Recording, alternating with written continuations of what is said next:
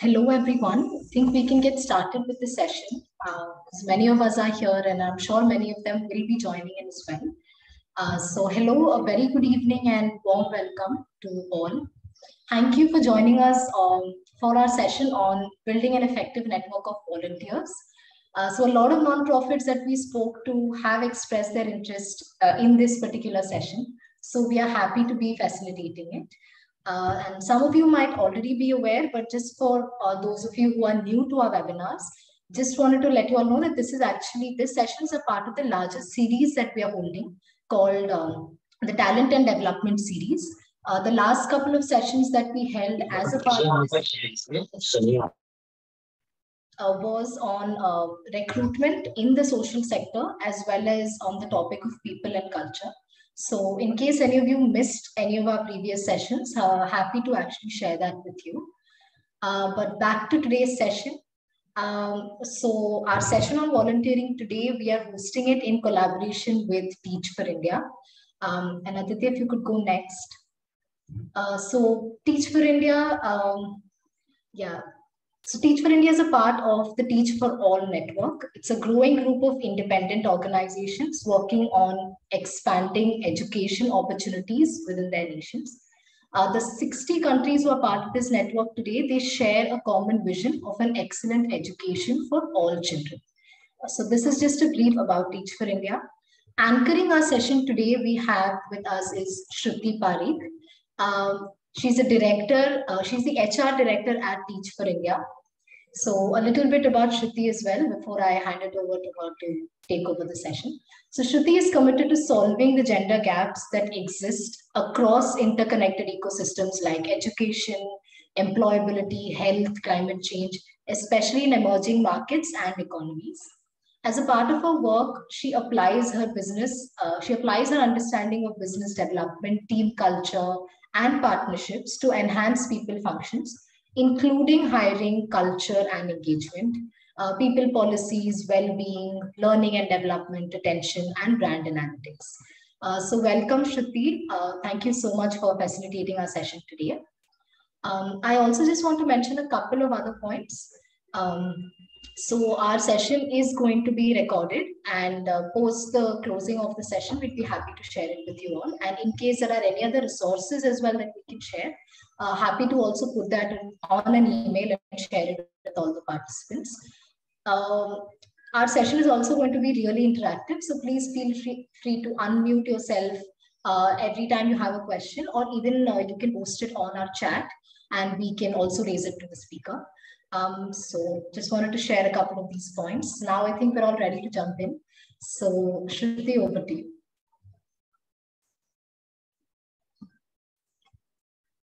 I'm still on mute. One would have thought after so many years of remote work, we would have learned that. But thank you. Thank you to the Sattva team for even hosting a conversation on this topic. And really excited to see the turnout today and to chat with you all further. Let me start a little bit with actually my journey in the context of volunteering. I believe very strongly in just volunteering as a practice. I do believe volunteering is the start of many movements. I think volunteering is the start of many of our engagement with the space of impact and this kind of work. And I do believe over time, I've seen this grow a lot, right? So if I think of my own journey, 12 years ago was actually my first immersion in a TFI classroom when I was a volunteer in one of their Worli Naka schools. And just what an experience it was. I went in there not expecting to do a lot, just looking for, a way to spend my free time in the summer while I was in school. And I ended up actually starting a dance class for the kids in that classroom. And it was just the most empowering feeling. I felt like I'd really done something relevant, something different with my time. And it was that feeling that I really held on to. The following summer, I ended up doing something very similar at St. Jude India Childcare Centers, where I went in as a volunteer, again, didn't expect a lot, and then was able to find like, hey, I have a unique value add to give. I was studying biology at the time. And I realized that the parents at the center, and for context, St. Jude works with kids who are battling cancer. the parents at the center didn't necessarily understand what was happening to their kids. And so the gap I was able to bridge was to say, you know what, um, I speak multiple languages. I know the biology and the science behind this. Maybe I can help the parents understand better what's happening and improve their ability to provide childcare. Um, and so it was a really unplanned, innocent kind of thing, but it allowed me to, at that point of time, harness skills that I thought I'd have to build for a decade or two before I could actually start making impact. And again, that feeling was something that I really held on to. That's led to kind of an entire career in social impact. I've pretty much been in this sector from the get-go. I was at Dasra prior to Teach for India, and now at Teach for India under HR, I actually also lead our volunteer program. And so really excited to talk to you about it today and just, how we've shaped it up so far, what are the challenges we're still facing, and where we're going next. I think, like it was said earlier, please just make this interactive and engaging. I'd love for this to be more of a conversation than kind of a one-way chat. I think that's the best way we're all going to learn and bridge each other's gaps in this space. But yeah, with that, I guess, let me get started. Any questions, comments up front?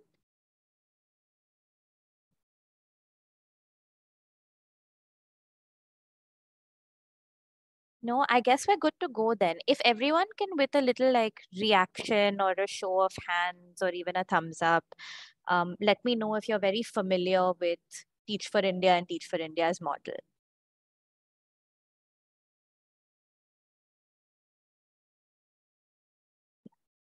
Seeming like a good yes. I see some yes in the chat. Great. Okay.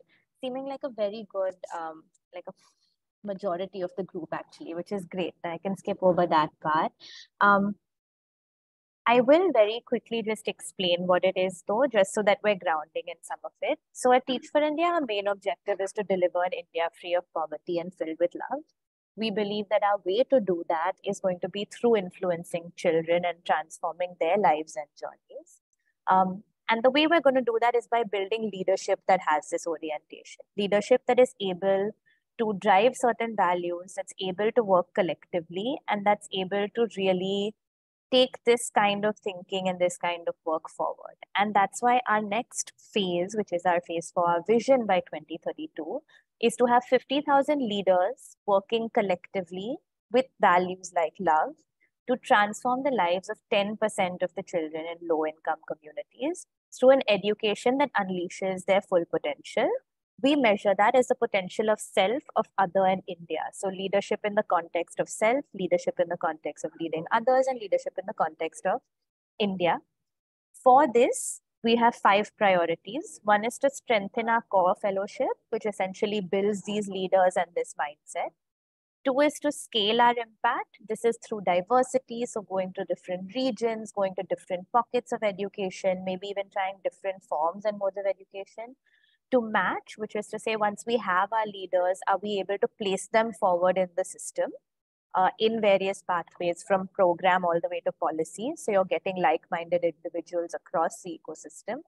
To advocate, even if someone doesn't want to do this work, are we at least influencing enough of the population to be advocates for educational inequity? And that happens through engagement with us, and then to act collectively. So this whole concept of collaboration. Right? So that's very quickly like an overview of what we do. Now, where the volunteer program fits into this is, I'm going to go back to just educational equity for a second. So I'll stop sharing for a second. Let's open up. What is the one thing you've heard about the education space post-COVID? Anything you've heard about learning outcomes, about education in general? Just share with me what you're seeing. I'm so sorry, Shruti, could you please repeat? I missed the last bit. So I said, let's just take education as a context, right? If I had to ask you, what are some major changes you saw in learning outcomes, in the way education was delivered, in the education space overall after COVID? Just share with me what you know and what you saw. Like, what's your perspective of the education space right now? Shruti, hi, may I? Please do, yeah. Yeah, I'm Priyanka and I'm from Piramal Foundation. I think there has been so if I see in the context of rural and urban, there has been a major change in terms of the quality and the accessibility toward the education. From my experience, like when I see in the rural areas, like mostly because of the non-accessibility of the smartphone and the technology, most of the students, they are dropping out. And because of the parents not able to provide with that certain technology, or the schools, I think they are being away from education. And post-COVID mainly, I believe like the health sector, and also because of livelihood, somewhere it has impacted. There has been a lot of migration, seasonal migration, where kids support their family, and the dropout rate also increased. Other than that, I think overall there has been definitely the kind of education, the classroom teaching or pedagogy, like there has been a change in terms of understanding the rural and the urban context. Definitely, I think it's post COVID. If you say things when it is virtual and there are more accessibility for the rural, for the urban youth and the student to get those quality education, whereas I can see a very that difference in the rural sector. But yes, still there are a lot of policies and schemes which are coming up, where volunteers, and also there are certain organization they are supporting in terms of creating community education center, community based learning. All of those things are coming up. But again, there is a health and livelihood factor, and we just cannot ignore that social determinant. They are, I think they are very much directly like interlinked with each other. Yes. Yeah, thank you, Priyanka. That was really, really well said. I resonate with a lot of what you said. And I think related to that, people in the chat are also saying similar things, right? We suddenly went online. There's a digital divide. The skill of teaching really needed to change. Is it teaching? Is it facilitation? There was a lot of learning loss. There was a lot of dropout. People actually missed significant parts of their school year and now need to make that up. The urban-rural divide got bigger. I really like what Kritika has to say here, which is you focus on children coming back to school, getting them into a routine, and then building up their learning, right? So all of this collectively is what really drove us to say, listen, we just need to bridge this gap a lot quicker. And with that, I'd love to share what our pilot program was for volunteering at Teach for India. Up until that point, it had been fairly ad hoc. You know, the way it works, someone wants to come in, spend a little time, they're placed in a classroom.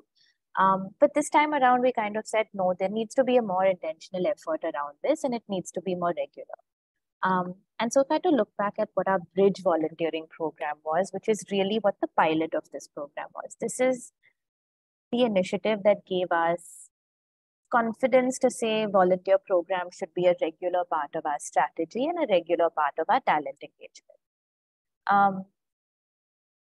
So what we did through this program is we had 7,000 students who were reached through about 1,200 volunteers in 1 year. These volunteers were placed across our 7 cities in 450 classrooms. And what they were meant to do was work closely with our teaching fellows who are part of our flagship fellowship program, and support with some classroom outcomes. Now, ways in which volunteers could be used is it allows you to actually break down your student-teacher ratio. So for us, it gave us a chance to give more differentiated, customized attention. What it also meant was there's more access to online or after-school homework support, one-on-one coaching. At the same time, volunteers who came in with a stronger facilitation skill, who kind of had more creative ways of doing things, or like in my journey, right, had a very unique skill or something fun they wanted to run with children, were able to come in and bring in their own pieces. And we called it the bridge curriculum because we wanted to bridge the learning gap.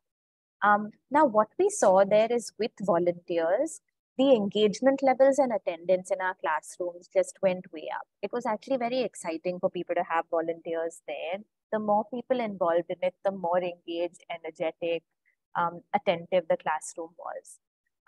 The second thing we saw is actually the amount of instructional time each child was getting. And this is after, a couple of years with lockdown and everything, when someone in the chat itself said, right, there was learning loss, there was dropouts, people were missing school altogether. School was the first thing to shut and the last thing to open. We saw that the instructional time people were getting live started to go up with volunteers. So it's directly feeding that outcome and objective that we wanted. And of course, this came with many challenges, right? So a lot of what we learned through this pilot is that there will be challenges with engaging with volunteers. While it fuels a lot, there is definitely a factor of behavior change, right?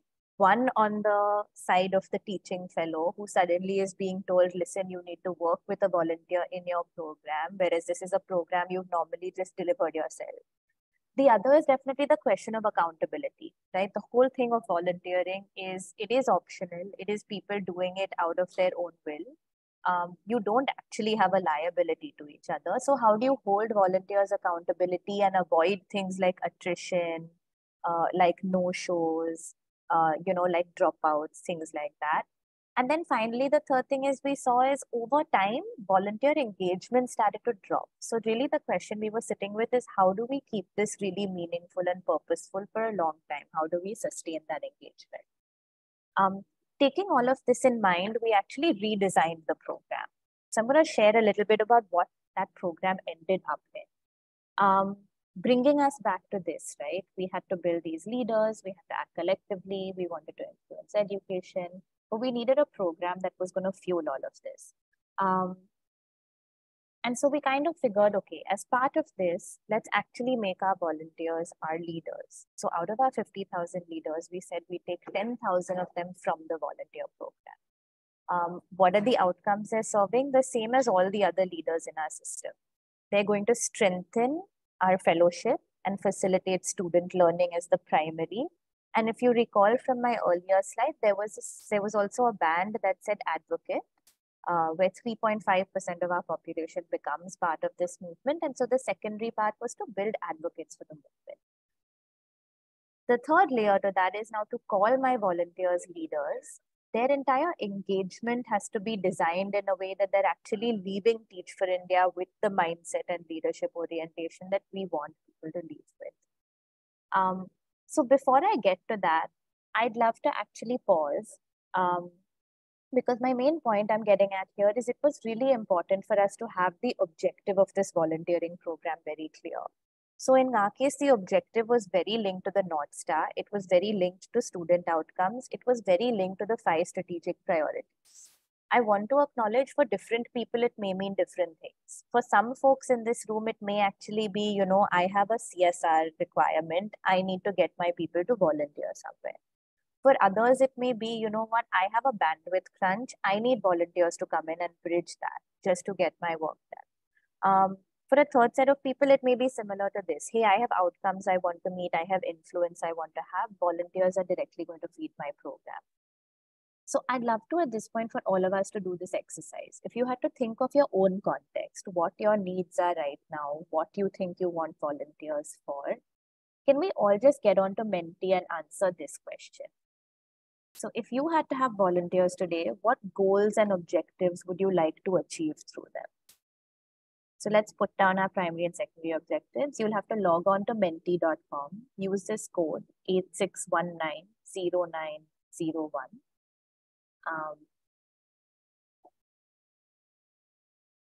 Thanks, Anirudh. Yeah, and let's take a second.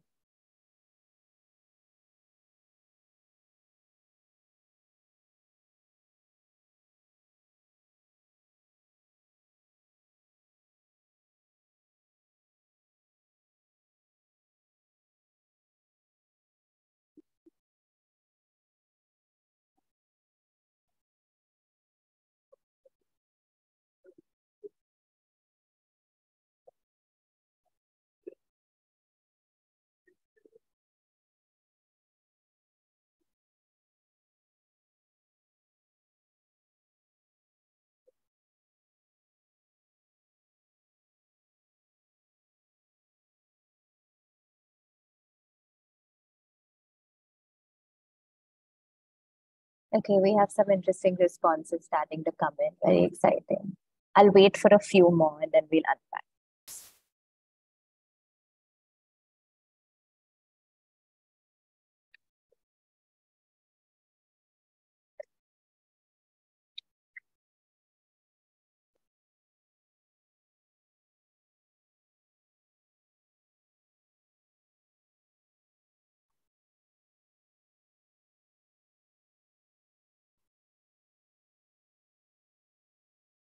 Okay, amazing. These are continuing to come in. I'll actually share back this entire sheet as a post read so we can all kind of see each other's priorities, but love it. Very unique, right? Some are regular engagement, some are to strengthen the community. I see a few instances of supporting implementation.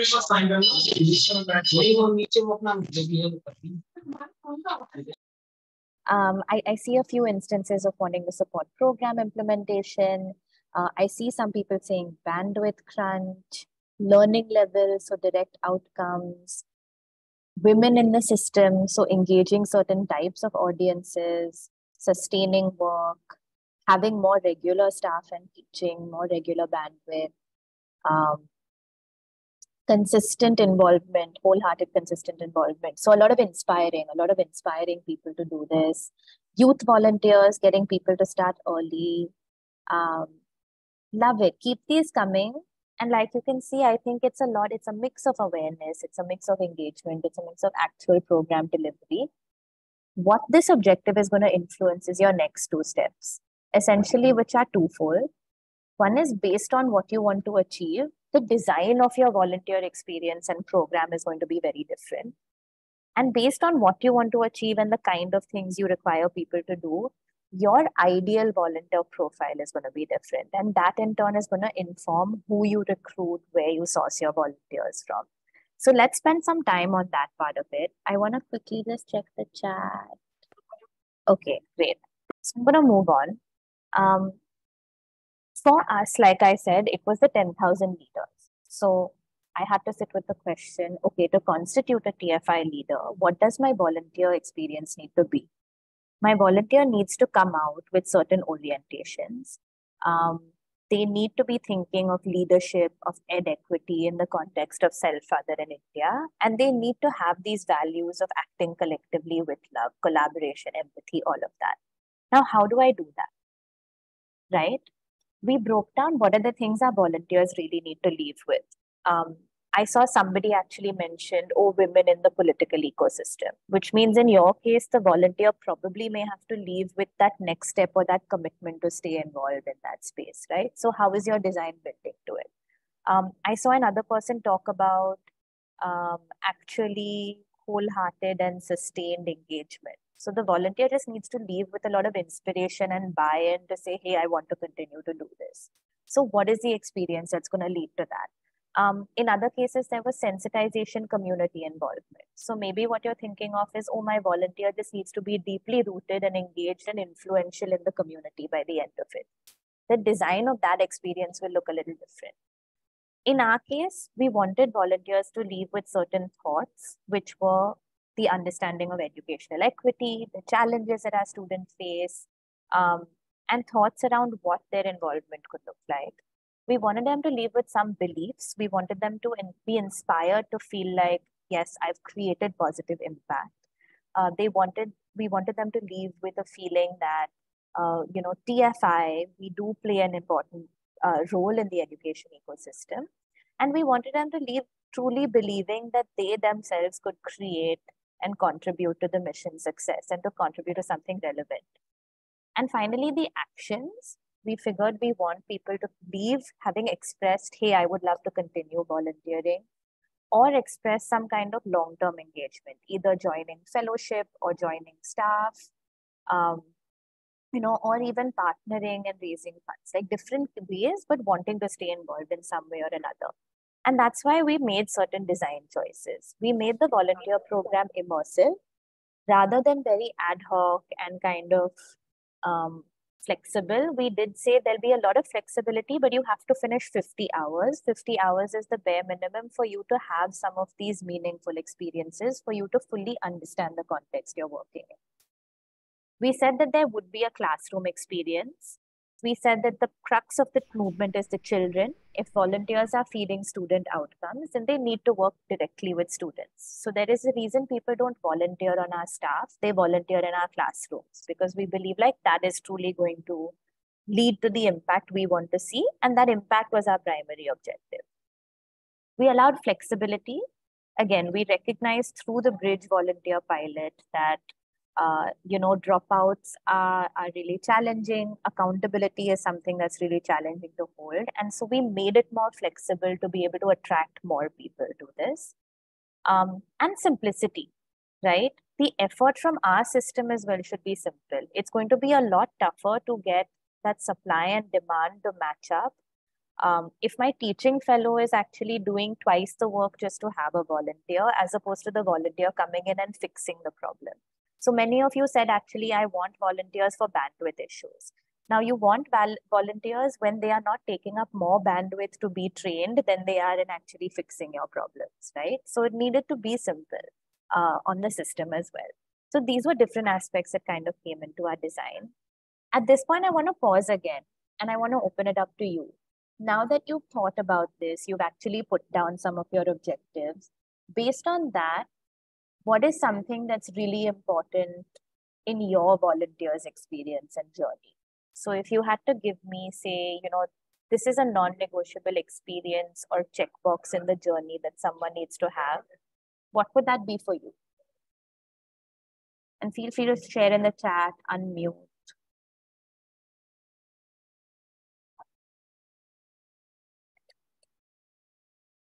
I see someone's raised their hand. Do you want to come off mute and share?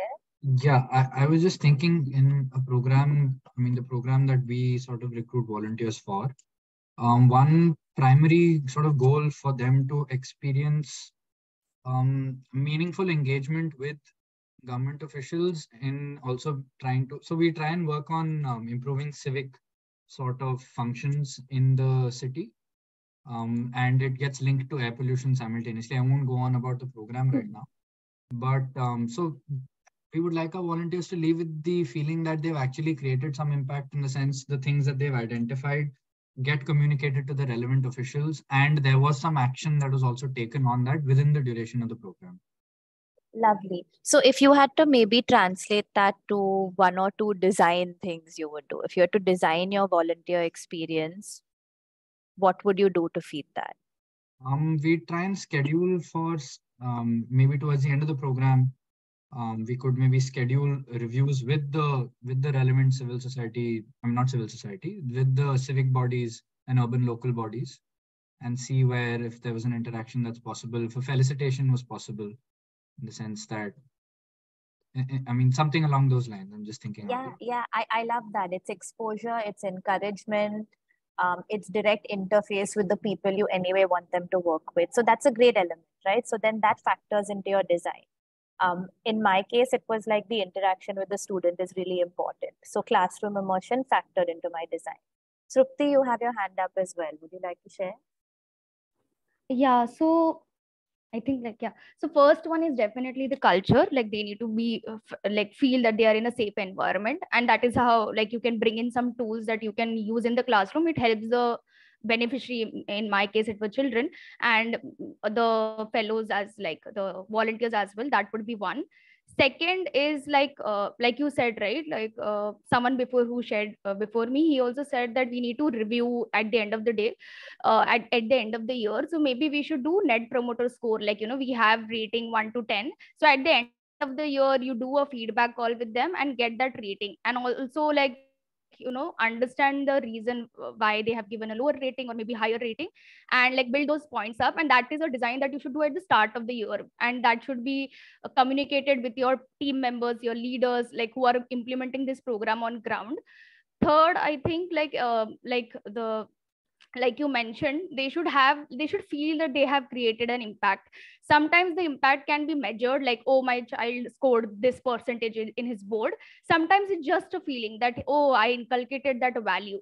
So you need to decide how you're going to navigate, and how are you going to measure that at the end of the year.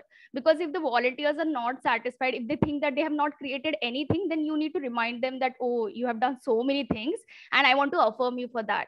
So yeah.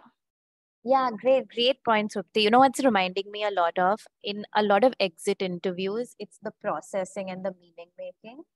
So you kind of it's a space, or it's a kind of format in which you're asking those questions and getting people to reflect in a way that they actually see the difference they've made. They leave on a good note. They leave feeling inspired and energized by what they've done. Yeah, exactly. Yeah. Yeah, great. Um, anyone else we can, I'm gonna move on.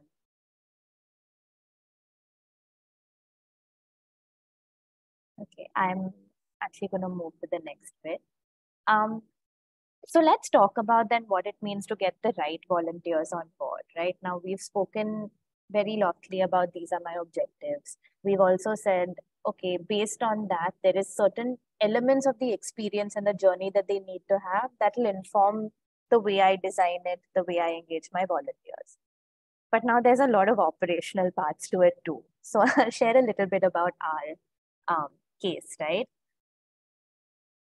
Once we actually got to this point, the first thing we had to think of was, okay, I need to recruit and select the right volunteers. It's one thing to say my volunteers are going to leave with XYZ experiences, but in my context, there may be a certain type of volunteer or profile of volunteer that makes more sense. So in some cases where it's a lot of sensitization, community building, you may actually want to look for community volunteers or people who relate to your target community a bit better. In some cases where the end goal is, you know what, I want people to come in and know more about my mission, it might make sense for me to have more corporate volunteers who can then be engaged as funders later who have future aspects. In the case, you know, Teach for India, we were thinking about when are the peak times where this kind of support is needed, who is most in tune with the classroom, and who is most likely to be exposed and inspired by this new information. And we kind of boiled down to campus recruitment and corporate recruitment being the two major levers for us. So similarly, there'll be different things for each person. I'm going to pause again. I said this was going to be interactive. Now you've thought about your objectives. You've thought about the journey the volunteer is going to have and the kind of people they have to engage with. You've thought about what you want your volunteers to be doing after their short-lived experience with you. So build your ideal volunteer profile.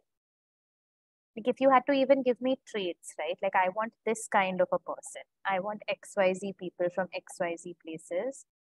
Share a little bit of like, who's your dream volunteer? Where do they come from? What do they do? How old are they? I see some raised hands. Would it be okay if I went ahead? Absolutely. I would say this is, I mean, the civic issues wala program that I was talking about. In that context, the ideal volunteer would be someone who is willing to take out time from their daily schedules to, say, identify certain issues that are plaguing his or her region itself. So if there are someone who is willing to, I mean, who might be a student or might be a working professional, but is willing to take out just those 10-15 minutes a day to actively and sincerely take part in the identification of such civic issues. And someone who's also passionate about the sector in general, because then it makes it easy for that person to be sort of sincere as well. So we're working on air pollution. So if you have an interest in sustainability in general, that would be a plus point for us. I think that's about it. Great. So let me push you a little bit, right? I love that you said students, someone who has time to take out of their day or maybe part-time to be involved in something. What's a way you could narrow it down? You will have students actively in courses that have to do with sustainability and civic engagement and environment, right? Why not target students from those programs?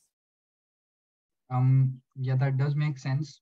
But we thought that might narrow the pool too much.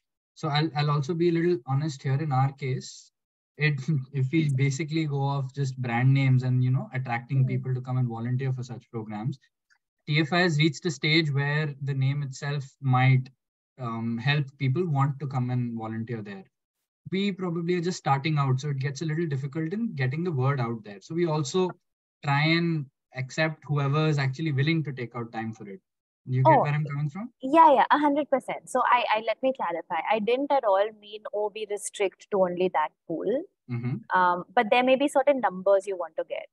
and certain orientations you want to get. So it's almost to say everyone is welcome, but rather than leaving it up to chance, where are places where I think people might really be interested in this? Okay. Yeah, and can I go in there first, right? So that's what I meant. So similarly, like helpful to think of, okay, who's my ideal volunteer, and then almost do a mapping. Where do these people sit?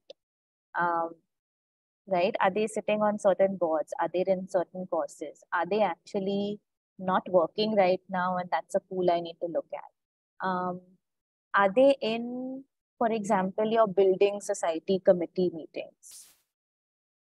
Right? Actually doing stuff around waste management, environment, cleanliness of the neighborhood, right? Where do my people sit? And that's where I can go and advertise. I see a few things in the chat: empathy and learner mindset, someone who gives time. Yeah, this is all very helpful. Again, I would push you to think of, if I had to develop an ideal profile and then map, where do these people sit? Where are they? That would kind of be your next step. So in our case, let me share an like model by example. We did think of people who want more long-term engagement. We did think of also, like I said, right, we want that volunteering and that leadership to be step one of a much longer journey. So we wanted people who were starting a little earlier on or willing to make that permanent shift. We wanted people who had flexibility with their time. So people on sabbatical, people at home. That's the kind of people we were targeting. And so with that in mind, we actually targeted a few strategic partnerships, which were high school programs, college partnerships. We targeted a lot of homemakers, people who are just looking for something to do with their day and their time, likely comfortable with children, and also volunteer aggregators. So college programs like an ISEC or your impact club on a campus, things like that. And we said, hey, these are people who are already ready to go, who have the time to give. Can we just go and give them this opportunity? And that kind of became step one for us.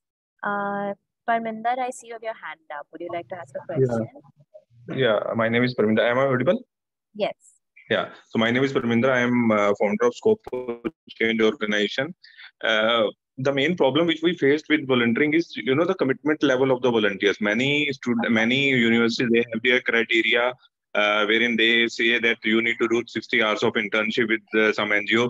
And recently, MIT University, they called various NGOs. And the main problem which they faced was, the students getting fake certificates and all that stuff, just to fulfill the criteria, because that is the requirement of their course, fulfilling the course. So the commitment level of the volunteers is one of the main challenges which we have been facing.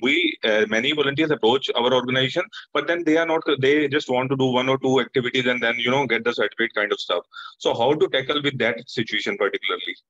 Yeah, great question. To be honest, it's also a struggle we were, it's also something we struggled with. In our case, what we did was we said very hard and fast, unless you finish these 50 hours, which is signed off by the fellow, you don't actually get the program completion certificate.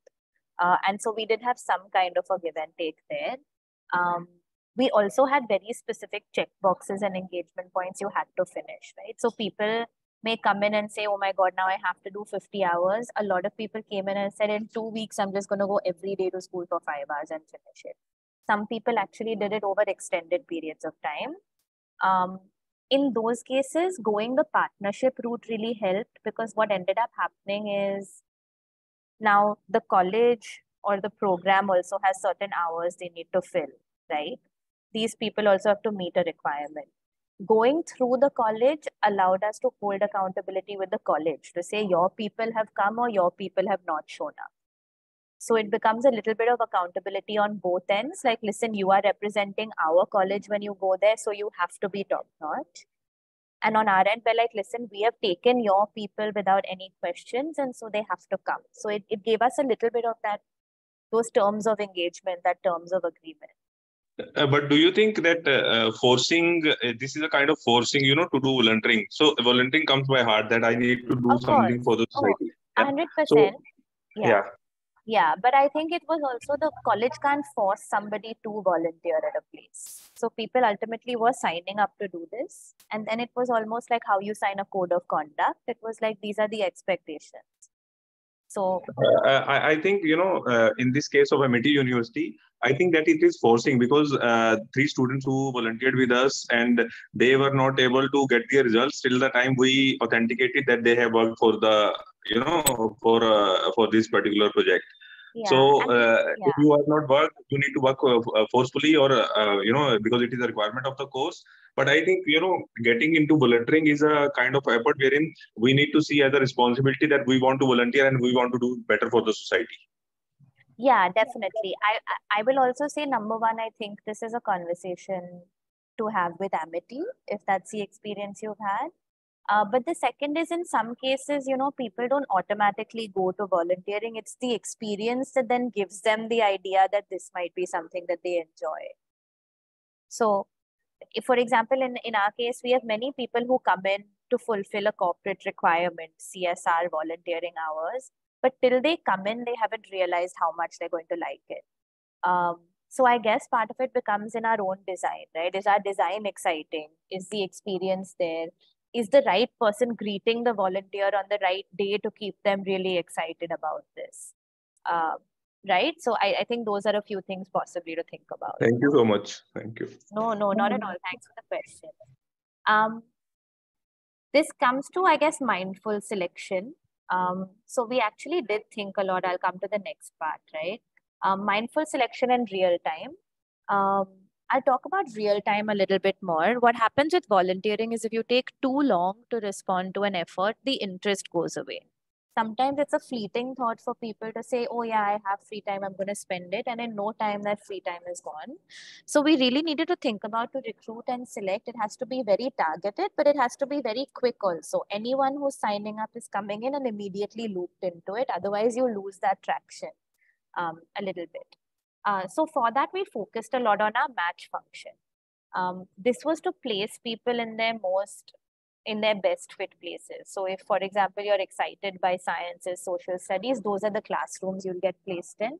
If you have other skills you're bringing in, we would try to match people where the need was high, so they would also feel like a stronger sense of purpose. And this was combined with the mode of volunteering, which was, hey, we just want to accommodate as many people as quickly as we can. So we had online, offline, hybrid.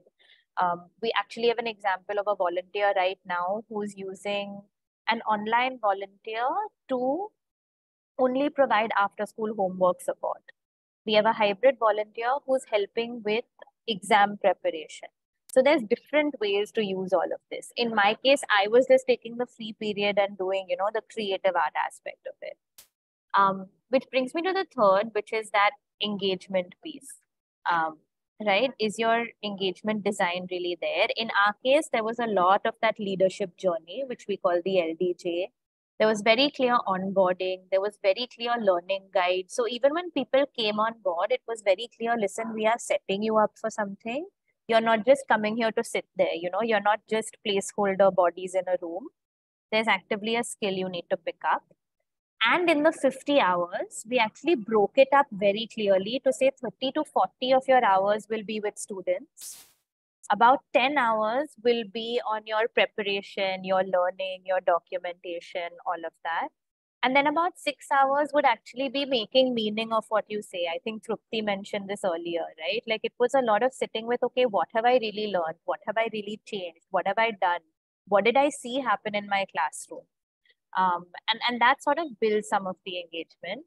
And then finally, evaluating, we had very clear metrics that we wanted here. So trackers to make sure everything was going on board. These trackers actually helped us even identify have volunteers gone inactive. Then we're able to call up and call them back.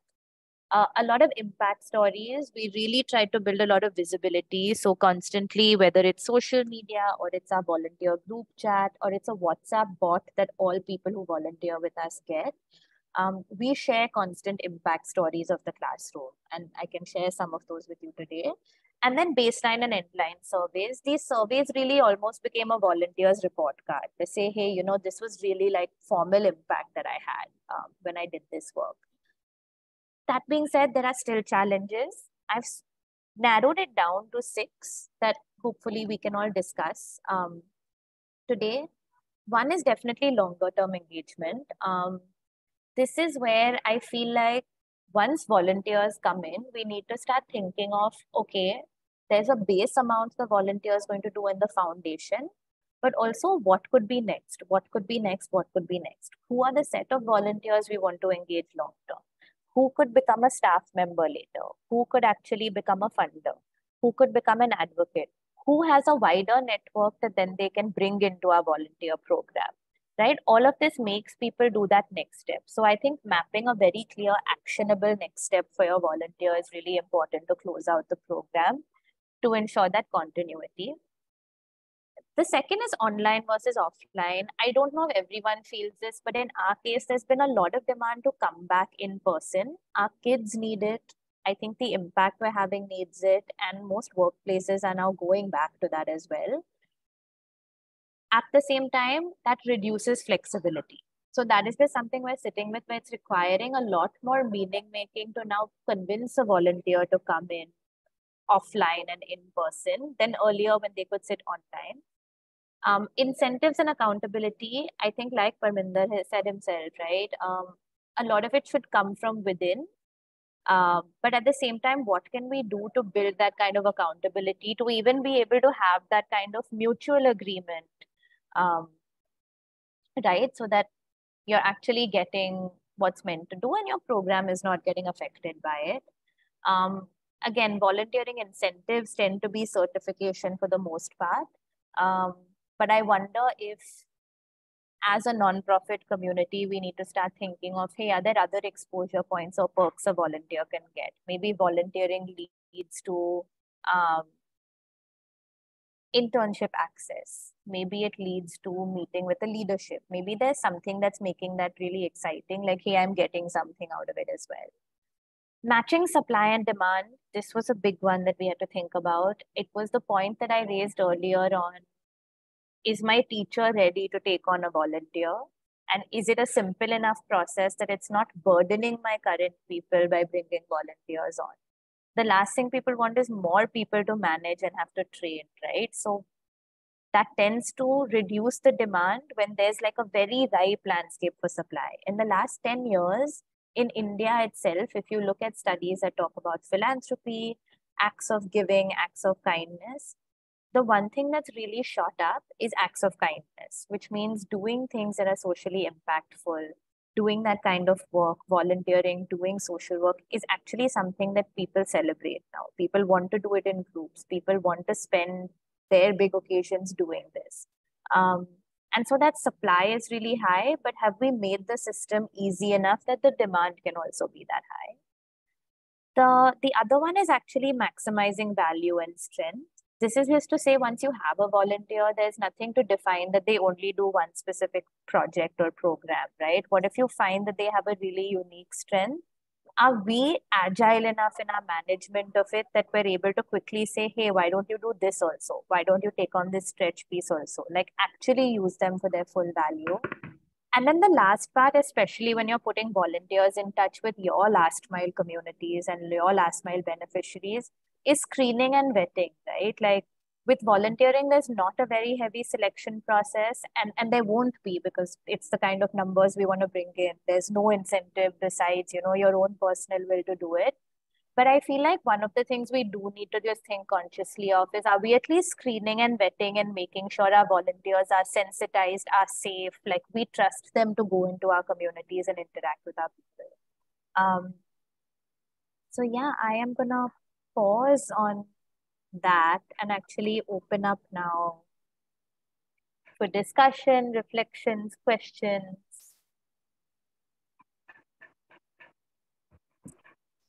Thank you. Thanks, Shruti, for taking us through. So there's, and we'll open the floor for questions now. Just to start off, we have one question by Seva Mandir.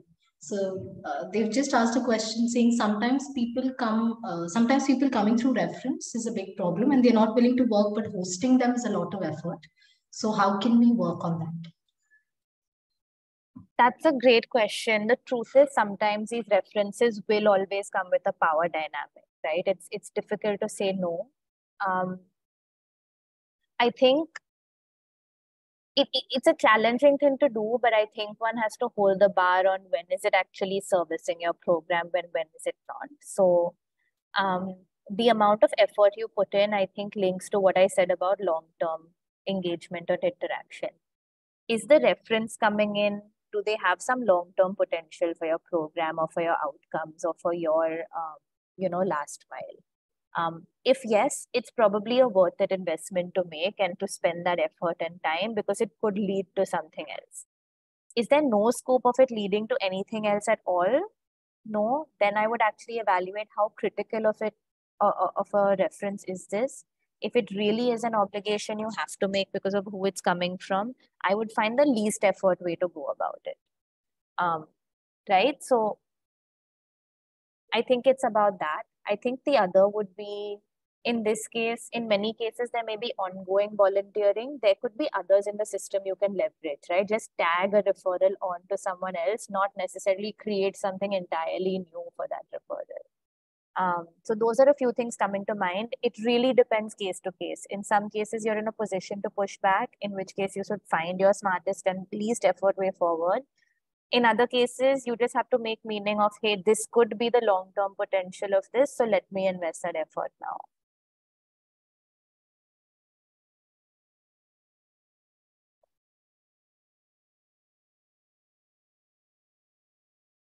Hi, Shruti. I have one Hi, Aditi. You've had your hand up for a long time. Sorry.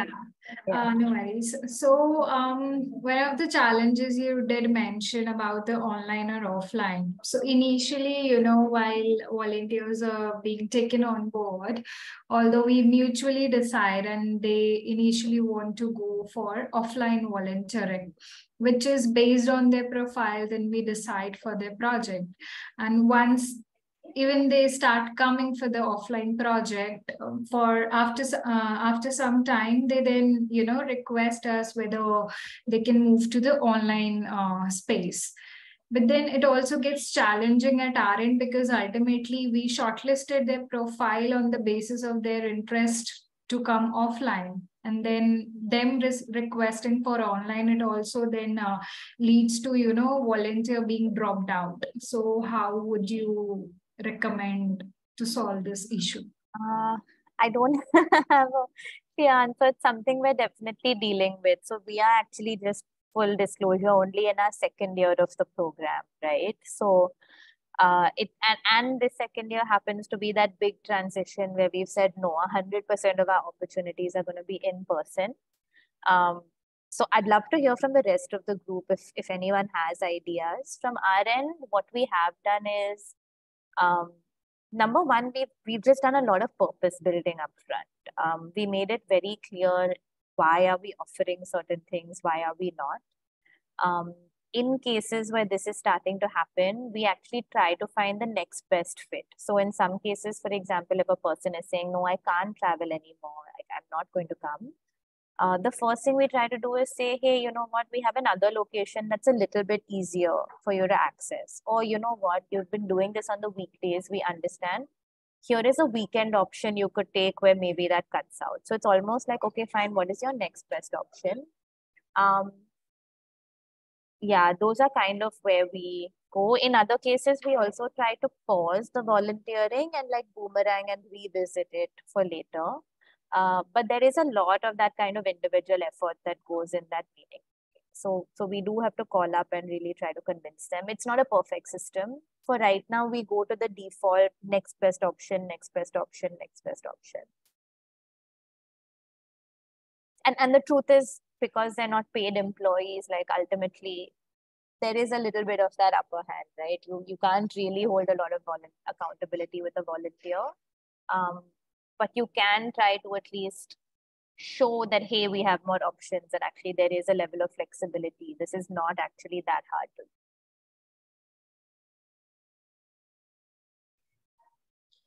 do. Thanks, Shruti. Aditi, hope that answered your question.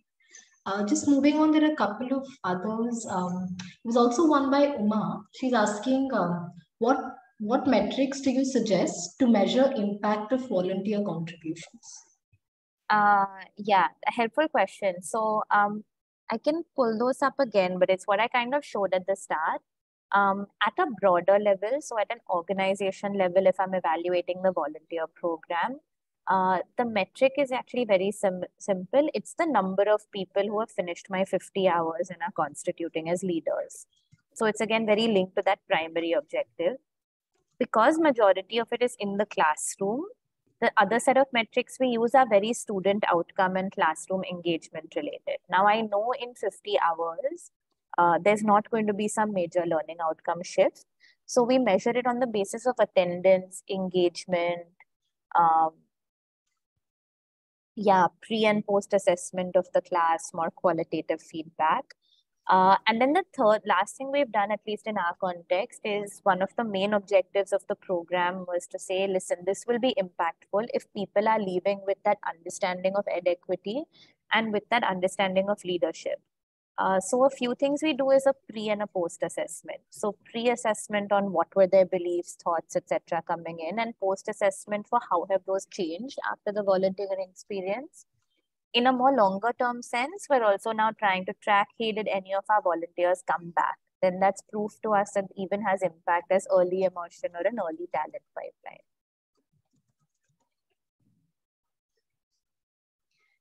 Thanks, Shruti. There was another question by Uma.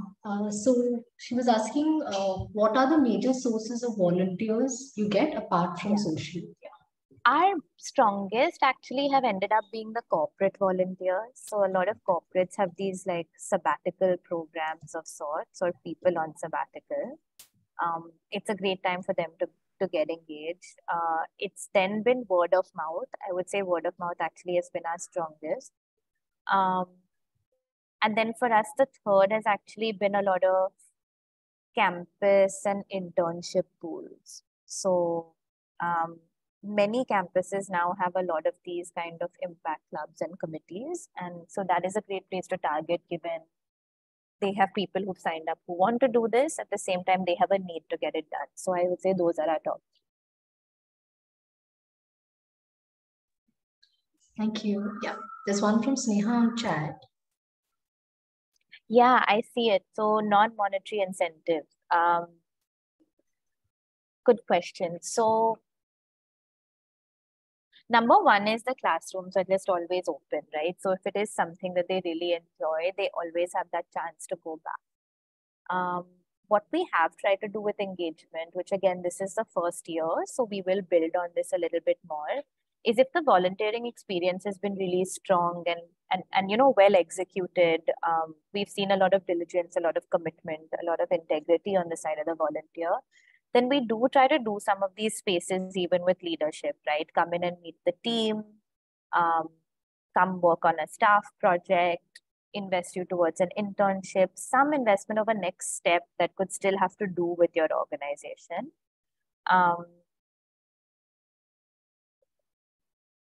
Beyond that, there is the aspect of your certification, recognition, etc. So a lot of volunteers who have very strong stories do get showcased on our various platforms, which is exciting, and it's a matter of pride for people. Like I said, acts of kindness is the one thing has really gone up. So people actually like having something to show. Yeah, those are a few things coming to mind. I do think having some kind of post engagement or even engagement with leadership, someone exciting in your system, like that really is quite a big reward in this case.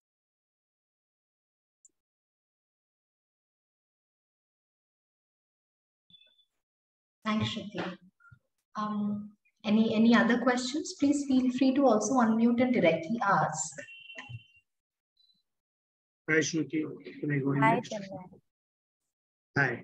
So I had Patrika Foundation. So Patrika is India's fifth largest media conglomerate, and this is a social impact wing of the media house.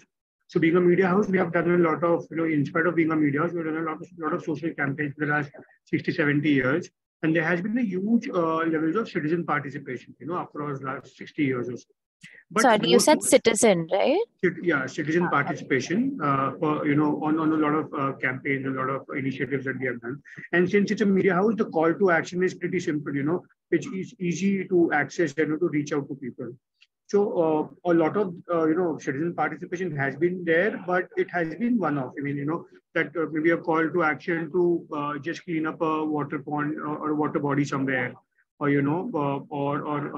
during droughts we had this citizen participation wherein it was like called Ek Mutti Anaj, which was school students were motivated कि आप आपके घर से एक मुट्ठी अनाज लेके आइए because the state is facing drought. Right. But now, I mean, that was all done by the media organization, the journalists. But now with Patrika Foundation being formed, if we want to have a sustained level of volunteering, right? One is that how do we convert this one-offs into a sustained level of volunteering one? And second, although we have a large geography to cover, we know that, okay, we can reach out to people, but we are a little skeptical as to the bandwidth that we will require to actually handle these volunteers. And that's probably a little, hesitant in terms of taking the first step. So in terms of contemplating the bandwidth that will require. So maybe these are the two questions. Yeah, great. Okay, so I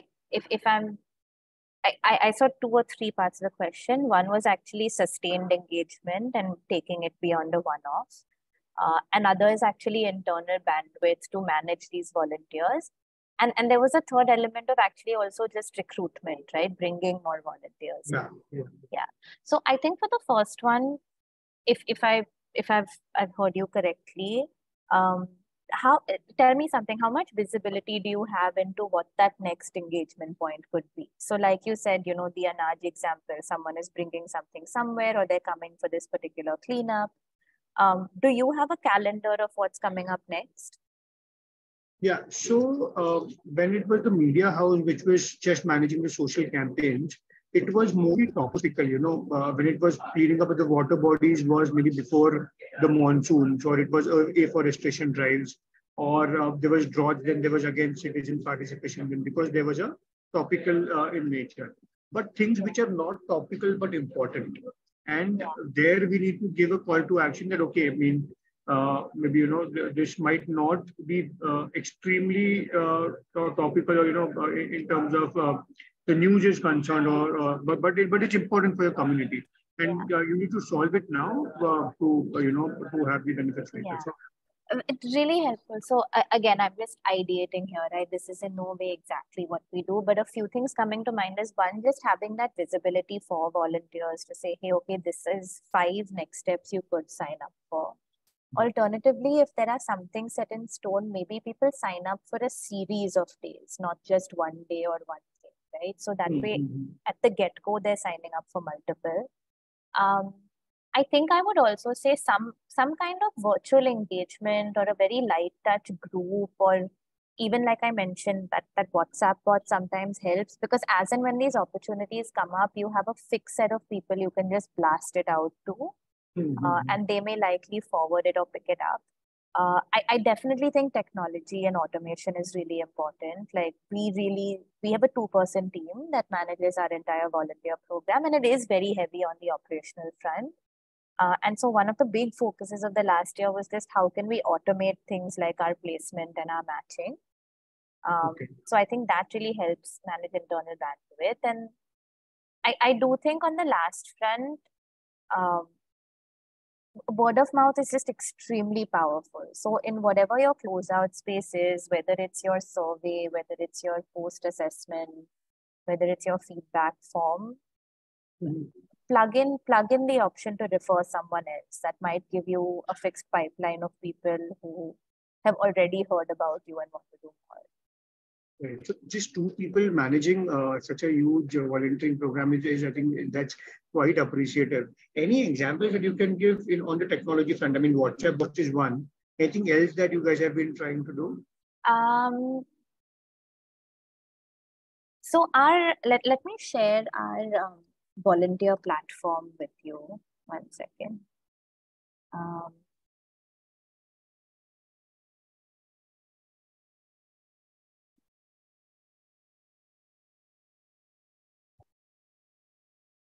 I'm just going to put it in the chat, right? So if you go to our volunteer platform, it's very simple. It's very basic. One pretty much has to put in the filters for what they want.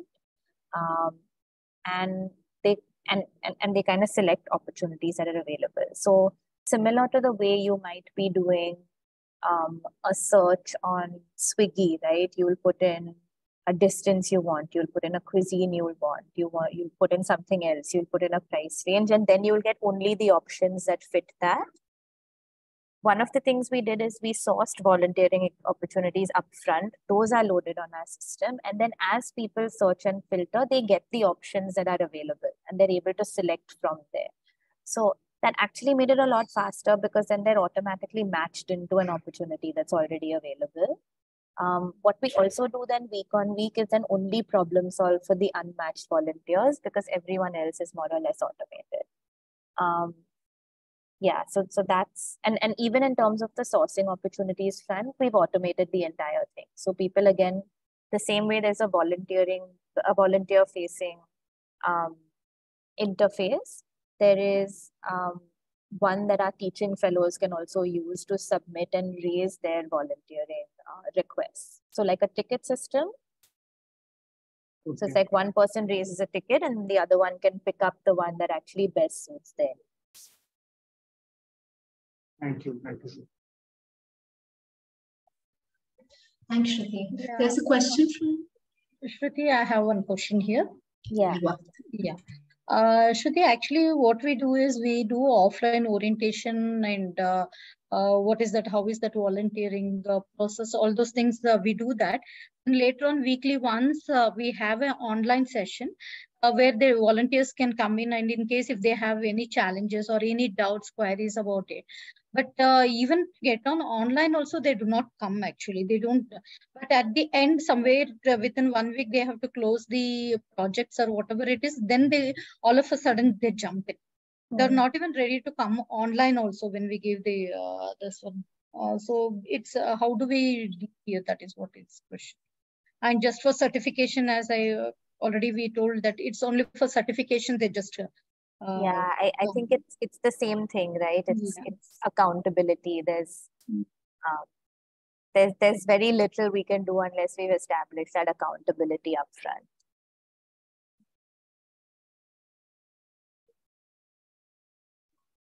Thanks, Shruti. There's one question on chat from Jeevita. She was asking, what are some strategies for virtual volunteering engagement, considering that there is full-time work as well that people are engaged in? Got it. So,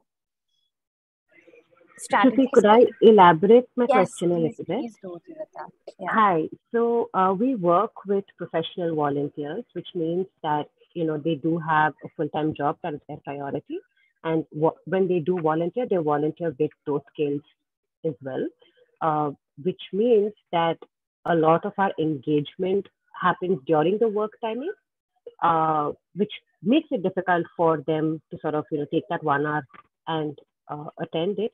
But from an organization point of view, that is so critical for us as well, because we don't want volunteers to just see the opportunity as coming there, doing their work and, leaving. We want them to have an experience of interacting with others, networking, and that space as well. So yeah, how do you think one can go about addressing something like this? Is there flexibility in the full-time work aspect for your volunteers, or even in who you're recruiting?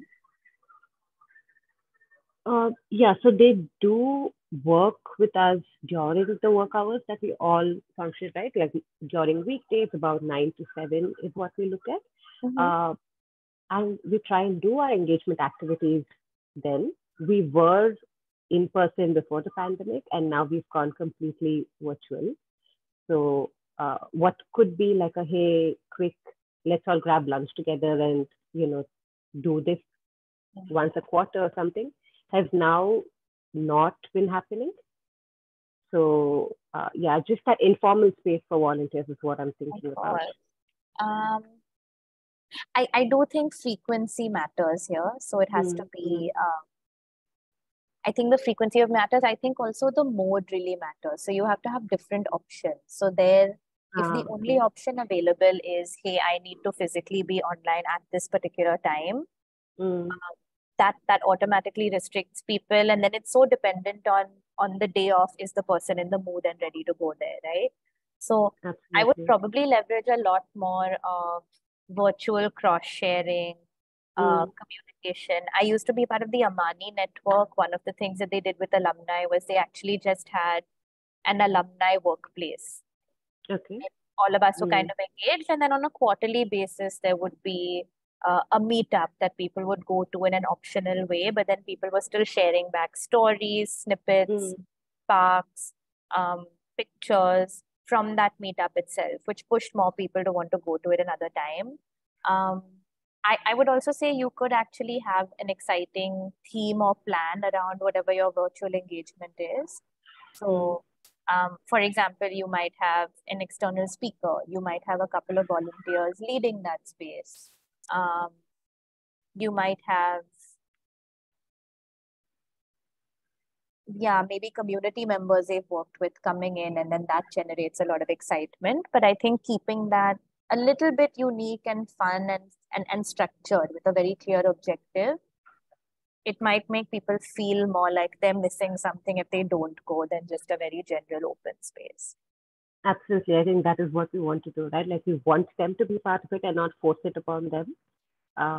So I think these are two great starting points for me to start thinking about them. Thank you so much.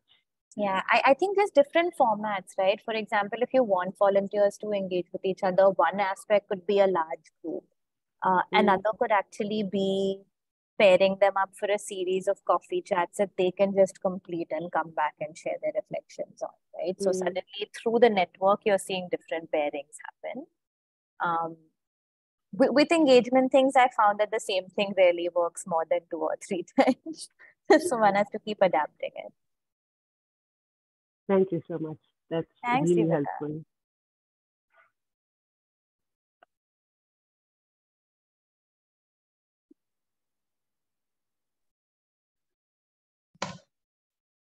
Okay, any other questions? Else we can also close in a little early. I think this has been super helpful, Shruti. Thank you so much for facilitating our session. I think just before we close, would also like to invite everyone to just share their inputs. We have a mentee poll wherein, so Satwa team is also in the process currently of just putting together our plan as to what sessions we can conduct for the 2023 financial year. So we'd just like to hear from you all. What is it that you would like us? What are some topic areas that you would like us to hold sessions on in 2023? And we definitely like to add those to our calendar.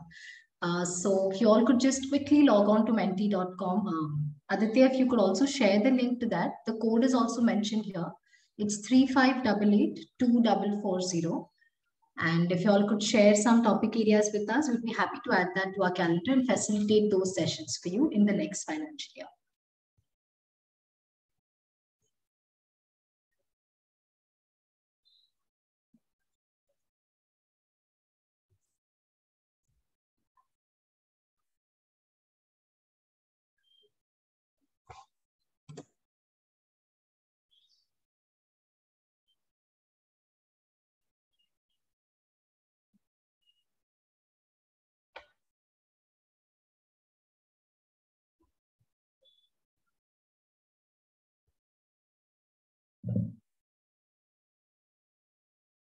Please do sharing your responses with us. We could also add this as a question to our feedback form that we'll be circulating.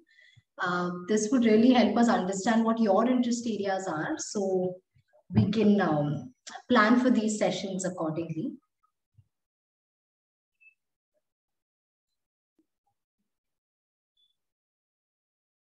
But in the meantime, we'd also like to thank Shruti again. Thank you, Shruti. We'll be sharing the recording of this meeting with everyone. And in case there are any resources, additional resources, or even the presentation or templates that you feel that we can circulate with the participants, please do share it with us. We'll be happy to add it to our email that goes out. Sure. Thank you. Thank you so much. Thanks for having me. Thank you. Okay, a couple of responses coming in. Social stock exchange. Yes, we definitely plan for this. Data visualization. Sure, we'll have some sessions around data as well.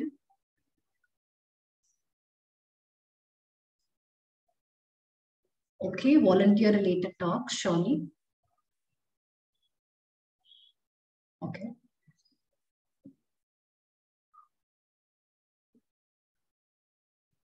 we'll just keep this open for a couple of more minutes. Yeah, and then we can close. Yeah. But please do keep your responses coming in. I think your inputs are really important for us.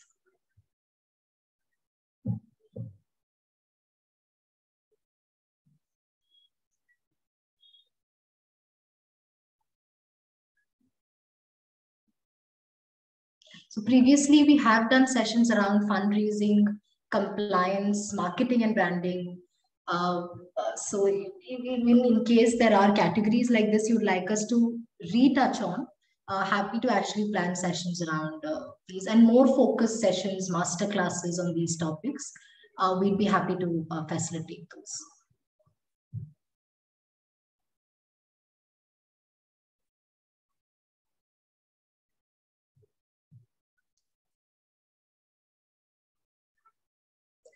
Okay, I think as the responses do come in, we'd like to thank you all again for joining our session today. And as shared before, we will be sharing the recording to this session.